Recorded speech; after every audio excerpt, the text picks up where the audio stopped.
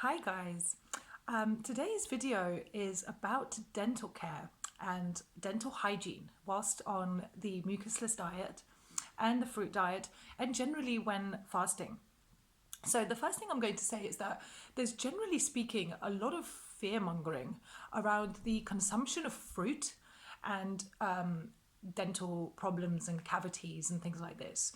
And a lot of it is down to the fact that obviously fruit is high in sugar, and a lot of the medical community and the dental community doesn't really make a distinction between processed sugar, table kind of sugar, glucose, sucrose, and fructose, which is a completely different thing, particularly the kind of fructose that we're talking about here, which is directly from the plant. We're not talking about the kind of fructose you get in that sort of really processed corn syrup that they add to fizzy drinks and stuff like this.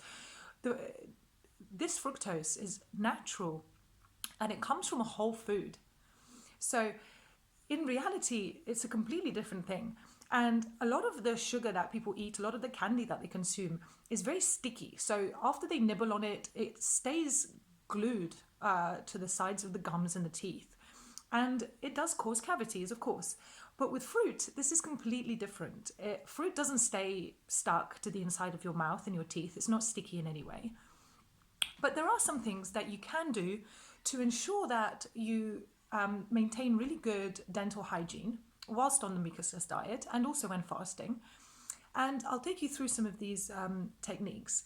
But first of all, I want to talk a little bit about the background of why we get cavities and why when people often start fasting or when they start practicing the mucusless diet healing system, they start experiencing sometimes dental problems or cavities or things like this. And what's happening is that in a very acidic body, in fact, not just a very acidic body, and any kind of acidic body, in order to bring itself back into balance, back into homeostasis, what the body does is it leaches calcium from the bones and from the teeth in order to neutralize some of these acids. So this is called calcium metabolism, and the body is metabolizing its own calcium reserves, which is why we're seeing a huge increase at the moment in bone-related fractures and injuries and symptoms, things like osteoporosis, arthritis. And we're also seeing, just in general in our society, a huge increase in dental problems. Also, nowadays, even children, really young children, are having to go to the dentist. And I personally suffered from this my whole life. I remember having lots of fillings as a child, and I hardly ever ate any sugar. I never really ate any processed food as a child. I ate a lot of home-cooked food. Sure, a lot of it was, I grew up in Eastern Europe, so a lot of it was very meat and very dairy and kind of very grain-based. So it was by no means an ideal diet, but a lot of it was fresh and freshly cooked. In fact, the vast majority of it. And I remember not eating very many sweets as a child. I remember whenever I would have sweets, it was a very special kind of treat or occasion. And still, I had really bad cavities and dental problems. And why is this? It's because I was eating a diet very high in protein, very high in fat, very high in salt, very high in processed foods like salamis and cheeses and different types of dairy products. And I suppose I was also eating quite a lot of things like fermented pickles and stuff that would come from jars, and a lot of them would have been homemade. I remember my family would have a huge jar, or maybe like a 30-liter jar that we would fill with various pickles, but also some of these would have been store-bought. And anything that is store-bought, unless you're getting an organic kind of natural product, will have preservatives in them, and invariably these are sulfites or sulfite based, and they're very toxic to the body. So because of all of these dietary things that I was experiencing as a child, this is what led to me having really bad teeth problems. And actually, since I've been practicing the mucusless diet, since I've been vegan, since I've been fasting regularly, I have had the odd niggle. Occasionally I get sort of kind of gum infections, I would say. They're never too painful, but usually they go away within a day or so. But I do sometimes notice particular teeth are sensitive. Sometimes I floss and I notice a kind of a funky smell behind some of my teeth. And then a day or two later, it will be completely gone. And I never take any medications, I never take any antibiotics, because the infection is not a true infection in the sense that you're thinking of. What it is, it's actually a detox symptom. And that's why they just come and go so quickly and so effortlessly. And that's actually what's happening with a lot of these cavities and a lot of these problems. People are blaming the fruit, people are blaming the mucusless diet, or they're blaming the fast. But actually, what's happening is that fruit and fasting brings up to the surface underlying conditions that were already present in the body, because they're brought up to the surface to be healed.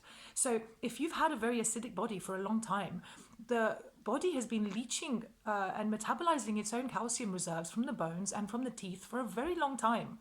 So if you're now beginning to suffer from cavities or getting, dental kind of issues, it's been a long-running issue. And the fruit is just showing this, it's just bringing it up to the surface. And the fact that something is happening when you're healing, when you're fasting, it shows that, like for instance, people start the mucusless diet and very quickly start developing a lot of mucus release symptoms. It will be very quickly and very easily, one could jump to the conclusion that, oh, I've got a cold, or this diet isn't working for me, my immune system is compromised. But actually what's happening is that the fact that you're no longer putting obstructions into your body means that the body can now start releasing mucus. And Arnold Ehret says this again and again: all disease, every single disease, but particularly the kind of bronchitis, tuberculosis, cold, flus, all of these kinds of diseases, they are just an attempt by the body to expel mucus when it's in a really acute and chronic stage. And very often people feel quite terrible when they're ill, when they suffer from a cold, precisely because the body is in a really desperate state, and it is doing this as a last kind of attempt at getting rid of some of the mucus that's created the backlog in the body. And after they go through the process, they feel a lot better. Whereas you'll notice that you develop some of these cold-like symptoms when fasting or when on a mucusless diet, but you don't feel terrible like you do when you have a cold. You don't have the headache, you don't have the lethargy, and it's very evident that it's not a cold, it's just the body expelling mucus. And in the same way, when we cleanse, when we fast, the lymphatic system starts moving, particularly when we're doing dry fasting and we start filtering the lymphatic system. And if you think about it, a lot of the lymph nodes are here in our neck, in our armpits, in the back of our neck, and we have a lot of lymph elimination happening through the kind of head and shoulders area. And because of this means that there's a lot of acidity in the mouth. And this isn't because of the fruit that you're eating. It's not like, oh, I'm drinking a lot of orange juice, which is acidic, therefore I have an acidic mouth. No, when you're drinking citrus fruit, particularly lemon, it has a highly alkalizing effect on the body. And people ask, how can you tell? How can you tell that lemon has an alkalizing effect on the body when in fact it's full of citric acid? How can this be? And the way that this is done, the way it's measured, is that you the ash residue of the food product after it's gone through the process of being metabolized by the body, that is what is tested. So it's the effect that the lemon or the citrus has within the body, not the fact that externally outside of the body it has citric acid. So actually lemon and citrus in general is highly alkalizing. And if anything, it will go towards reversing the high acidity that you have in your body. So the reason that there's a high acidity in the mouth is because of the fasting process. It's because a lot of this lymph has been brought up to the surface to be released. You'll often see when you fast that you have a lot of mucus being released on the tongue, which is why I often advise people as part of a dental hygiene routine to get an Ayurvedic tongue scraper and to use it daily. I use it both in the morning and in the evening before I brush my teeth. And I'll put a link to the one I recommend in the box below so you guys can check it out. And if you don't have one, I highly recommend it. I always take it with me when I go traveling. It's part of my daily hygiene. And sometimes, guys, so much mucus comes out of my tongue and off of my tongue. And if I didn't do that, I would feel kind of unclean. I would feel like my mouth would have a kind of a funky taste, or feel my tongue feels furry. I just don't enjoy the feeling of having a detoxy tongue. So that's the first thing I highly recommend. The second thing I highly recommend is that you do oil pulling, ideally every day. So to do oil pulling, it's really simple. You just get between 1 and 2 tablespoons of your preferred oil.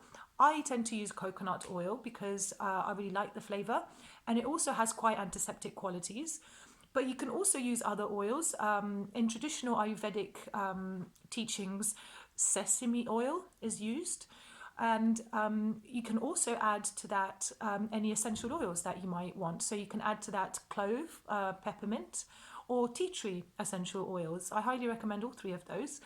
And I think all of you guys should have those as part of your dental hygiene routine.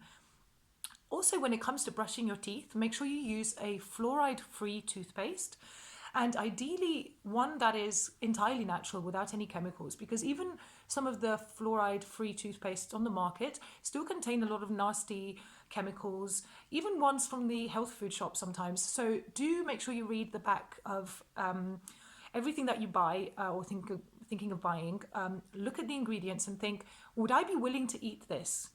And when something is, 15 or 20 letters long, I perhaps wouldn't be so keen on eating it. So unless you're willing to, anything you're putting on your skin, anything you're putting in your mouth, even if you're not swallowing it, if you're not willing to eat it, don't do that. So I just brush my teeth with peppermint oil. That's all I do. I just put 3 or 4 drops of peppermint oil, and I use an ionic toothbrush, which I highly recommend. Actually, I've used both electric toothbrushes, regular toothbrushes, and then this toothbrush. Again, I'll put a link to it in the box below. I highly recommend it. It uses solar power to create these ions, which basically attract the negative particles in your mouth. And after the brushing, I noticed my teeth are incredibly smooth and they feel incredibly clean. And it's beautiful because very little effort is required. It's not about scrubbing really hard with this toothbrush. It's just the sheer presence of having the toothbrush there, and it removes everything, all the impurities, all the negative ions, etc. I'm not completely up to date with the science. Perhaps I should have looked up exactly how it works before making this video, but you guys can read for yourselves if you're curious. And the other really important tool that you can use for neutralizing some of the acid buildup in the mouth when fasting and on the mucusless diet is to make yourself a alkalizing and antibacterial and antifungal mouthwash or rinse. And the way I do this is I make 1 litre at a time. Sometimes I make half a litre, but I have a glass bottle that I use, and I don't recommend using a plastic bottle because the chemicals, unless it's a BPA-free plastic bottle, but even then I would still highly recommend you get a glass bottle. Obviously not always as ideal for traveling with, but just don't use regular plastic bottles because the toxins and the petrochemicals will leach into the water. So I use a glass bottle, and for 1 litre of distilled water, you can also use filtered water. Don't use tap water, however. And I don't recommend using just regular bottled water either, for the same reasons as I stated above. They tend to come in plastic bottles. They aren't great. So you want filtered water. I use and recommend distilled water. And to those 2 litres, I add 2 heaped tablespoons of bicarbonate of soda and 2 tablespoons of either sea salt or pink Himalayan salt. But either way, natural salt, not table salt. And that's the kind of alkalizing element. And then to that I add essential oils. So the essential oils that I've already mentioned, which are clove essential oil, tea tree essential oil, and peppermint essential oil. There are others you can also use. Thyme essential oil and oregano are also highly antimicrobial, and these also help with the bacterial buildup in the mouth. So I add between 20 and 25 drops, I would say, of each of the essential oils to the mixture, and then shake it thoroughly. And then also, a really important thing, every time before you use it, make sure to shake it again, because first of all, the salt might have not dissolved properly. So at least at the very beginning, make sure you give it a good old shake. And also the essential oils, they separate from the water. So you'll see after it's been resting for a little while that they'll rise to the very top of the water. So unless you want to get a massive mouthful of something really potent, because the clove oil, I tell you, it's really potent, make sure you shake it up so it's all evenly distributed. And then use that every single time after you've eaten some fruit or you've had a meal. And Rinse for maybe 20 or 30 seconds, keeping it in your mouth. To begin with, you might find that you're quite sensitive to the essential oils, so you might not be able to swish around for 20 or 30 seconds, but whatever you can, you'll manage it, and you'll see that your mouth will get accustomed to the essential oils. And do this after you eat your fruit or your food, because otherwise it will make your food taste quite unpleasant, particularly if you're having citrus. It doesn't mix well with peppermint and clove oil. And that routine, the daily oil pulling, the tongue scraping and mouth rinsing after every meal will make a huge difference, and it will really help neutralize some of those acids. Another thing I would say is that if any of you have amalgam fillings, I highly recommend you get those removed, because they are very high in mercury, and this mercury will be leaching out of that and causing a lot of poisoning and damage to your body. And a lot of people with amalgam fillings have been tested, and they have really high heavy metal, particularly mercury toxicity. And I had 4 amalgam fillings, which I had removed about 4 or 5 years ago. And I went to a holistic dentist where they didn't use any kind of chemicals or anything weird, and it was natural. And they also had a really specific kind of system set up, wherefore I was breathing oxygen through some tubes that were put in through my nose, and there was a mask over my mouth, which meant that none of the kind of bits of the mercury amalgam that was being drilled, none of the fumes and I wouldn't end up inhaling any of those fumes.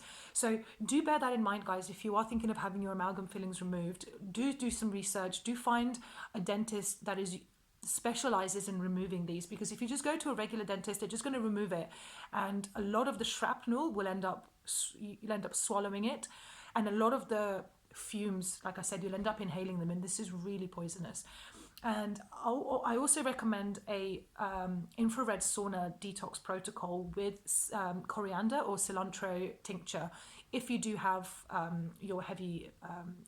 your amalgam fillings removed, because this helps remove the heavy metals, particularly mercury, from your body. I did it for 6 weeks, so I did saunas 3 times a week for 6 weeks, and then 3 times a day I was taking a coriander tincture, and it really, really helped. And when I was in the sauna, I would wipe myself off with the towel, and at the end of a 30 or 40-minute session, I swear the towel smelled so metallic, and it was so clear to me that a lot of these heavy metals would be released by the sauna. So that's all I have to say about that. I'm going to wrap it up there. And I just want to say that, guys, don't fear fruit. Don't fear fasting. Anything that comes up for you when you're doing a cleanse or when you're doing a fast is the body in its higher wisdom doing what it needs to do to bring itself back into balance. And it's very easy for the ego to come in and to step in and to start worrying and to start coming in with kind of fear and stories about how this is dangerous.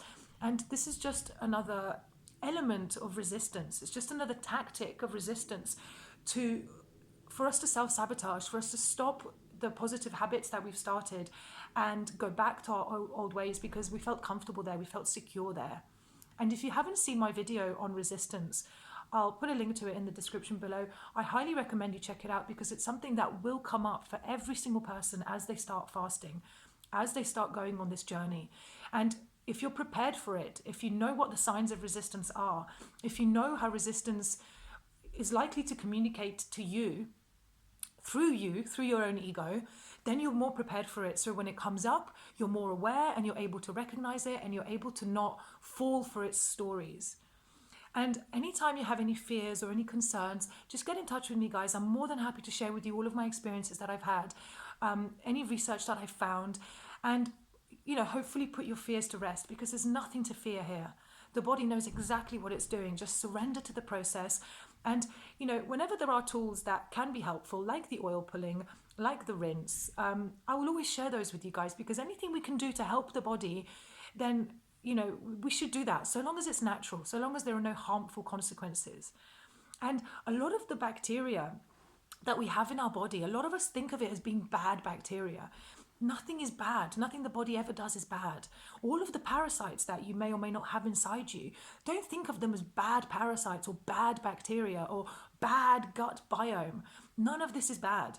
all of your internal terrain is just a direct reflection of the food that you've been eating and of your lifestyle. And your body has adapted. It has brought in different bacteria and different parasites and different pathogens in order to maintain a healthy balance, a healthy homeostasis insofar as it can. And you'll find that as you start cleansing, all of this kind of so-called bad bacteria will start leaving your body and it will start being replaced by good bacteria. Again, so-called good bacteria. It's not good. It's just bacteria that is more aligned with your newly cleaned internal terrain. So a lot of people, for instance, have issues with candida. Candida is not a bad thing. It's not something that needs to be expelled. Candida is there for a reason. It's one of the body's kind of homeostatic tools that it uses to bring itself back into balance. Anyone who tries to get rid of candida without healing the underlying issue which brought the candida in the first place is just going to hit their head against a wall again and again. And it's the same with the bacteria in our mouths. Unless we start changing our internal terrain, changing the acidity in our body, changing the levels of our pH so they come closer and closer to neutral, then we're not going to start, this bacteria is always going to be there. So we can do things like, yes, taking clove oil, taking peppermint oil essentially, and these do help keep this bacteria at bay. But it will just keep coming in waves and waves until we heal and reverse the underlying root of what created the bacteria bloom in the first place. I'm going to wrap it up there, guys. Thank you so much for watching. As usual, any questions, do pop them in the comments below. I'd be more than happy to hear from you. And have a beautiful day. Thank you.